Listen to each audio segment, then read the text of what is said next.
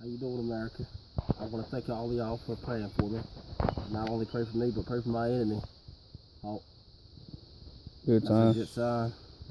But pray for my enemy as well, because he's got some problems that he needs to deal with. But a lot of you have wrote me and asked me about the trigger and snares, about setting snare lines. And this is the most effective and simplest way to set a snare that I always could teach anybody. But this is your trigger and your snare. As you see, I went in at a 90-degree angle and I cut it down and I made another one. One of these are stabbed off in the ground, the other one is to a tree with the rope. But this is your easiest trigger and snare that you can ever make, because if it comes undone, you see what just happened.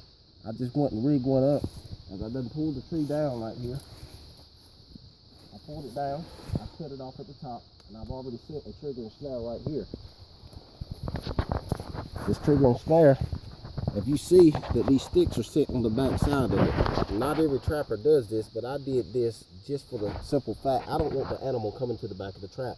I want him to put his head through this noose and pull this. What I got is some coyote urine and some old Hall Baker's fox lure, and I put that up there, so I want him to put his head through this noose.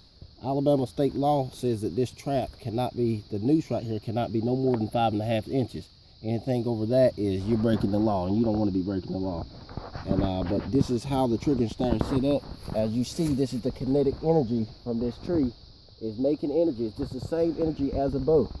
And check this here out. The animal comes, he funnels his head in, he's pulling on it, he's got the bait, and he's messing with it, and all of a sudden, Got him. he's hanging up there. Now there's my trigger is up here. So that coyote will be hanging, making the worst dog noise that he can ever possibly hear. So you got to stay checking your traps every 24 hours. It matters. Not no 72 hours, but that's water traps. But every 24 hours, check that trap, because you don't want somebody, a landowner next door, to hear this thing going off. And then when you come to get your coyote or get your fox out the trap, you got the man, the game warden, standing there asking you for your license and all. But this right here will catch a coyote. It will eliminate your coyote problem, because this is a trap that the mountain men have set. When you ain't got no money, you can walk out in the woods and find any old sapling tree and any old twig to make you a trigger and snare. But that wire, it ain't got to be the thickest wire in the world, but you want it tangible. You want it flexible, so that you bend it, it'll stay put. If you want it to bend, but it ain't got to be the best in the world. And I like to thank y'all. That is a trigger and snare.